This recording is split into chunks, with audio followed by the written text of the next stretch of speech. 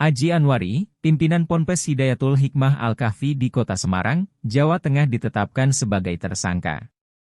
Ia ditetapkan sebagai tersangka atas kasus pencabulan terhadap santriwatinya di sebuah bunker yang sengaja dibangun di bawah tanah, Jumat, 8 September 2023. Tersangka ternyata mencabuli 6 korban yang merupakan santriwatinya.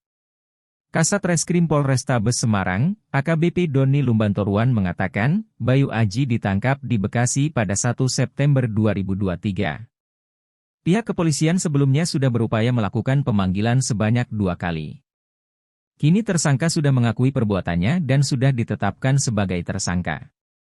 Saat mendatangi tempat kejadian perkara atau TKP di Lempong Sari, Semarang, polisi juga menemukan sebuah ruangan yang digunakan pelaku untuk melakukan perbuatan cabul kepada korban. Ia menjelaskan, sebuah bangunan rumah pelaku yang berada di Lempong Sari merupakan tempat yang digunakan untuk transit para santri yang akan disalurkan ke pondok di Malang. Kini tersangka terancam hukuman maksimal 15 tahun penjara dengan denda maksimal 5 miliar rupiah. Para korban berteriak. Kemudian setelah terjadi kejadian itu, 2 hari kemudian korban diberangkatkan menuju ke pondok ke Malang bersama dengan rombongan calon santri yang lain. Kejadian kedua di tahun 2021 saat korban liburan sekolah, korban pulang ke Semarang dan diajak pergi oleh tersangka dengan menggunakan sepeda motor. Sepeda motor juga sudah kita sita, namun korban tidak tahu akan diajak pergi kemana. Di tengah perjalanan korban diberikan es buah, kemudian diajak ke salah satu hotel di wilayah Banyumanik. Sampai di hotel, korban diajak masuk dalam kamar, kemudian tersangka meminta korban untuk tiduran di sampingnya. Terjadi penolakan oleh korban, kemudian tersangka emosi dengan menggunakan doktrin-doktrin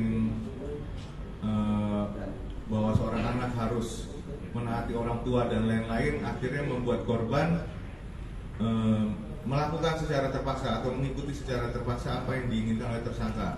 Jadi mulai membuka baju sampai terjadinya persetubuhan, itu semua adanya paksaan ataupun dibawa tekanan dari pihak tersangka sendiri. Dan kejadian ini terjadi berulang sebanyak 3 kali. Kemudian di situ korban berani bercerita kepada saksi-saksi dan pelapor, dalam hal ini adalah orang tuanya.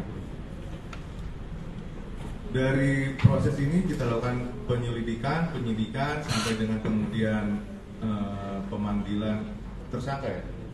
Pemanggilan saksi, tetapi 2 kali dilakukan pemanggilan saksi terhadap tersangka ini tidak merespon atau tidak menanggapi. Kemudian kita mendapatkan informasi bahwa yang bersangkutan ada di Bekasi kemarin. Oleh karenanya dari tim unit PPA melakukan pencarian ke Bekasi dengan bawa surat tetap membawa dan mendapatkan dia posisi tersangka di Bekasi pada tanggal berapa?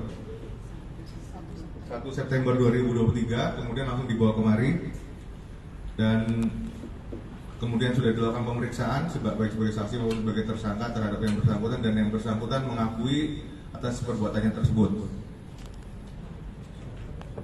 Dari hasil penyelidikan dan penyidikan, kita menetapkan kepada tersangka pasal 76D Undang-Undang Perlindungan Anak, Undang-Undang pasal 76D junto pasal 81 Undang-Undang RI nomor 35 tahun 2014 tentang perubahan atas Undang-Undang RI nomor 23 tahun 2002 tentang perlindungan anak, junto Undang-Undang RI nomor 17 tahun 2016 tentang penetapan Perpu nomor 1 tahun 2016 tentang perubahan kedua atas Undang-Undang nomor 23 tahun 2002 tentang perlindungan anak menjadi undang-undang dengan ancaman pidana paling singkat 5 tahun dan paling lama 15 tahun dan denda paling banyak 5 miliar rupiah. Terima kasih sudah nonton. Jangan lupa like, subscribe, dan share ya.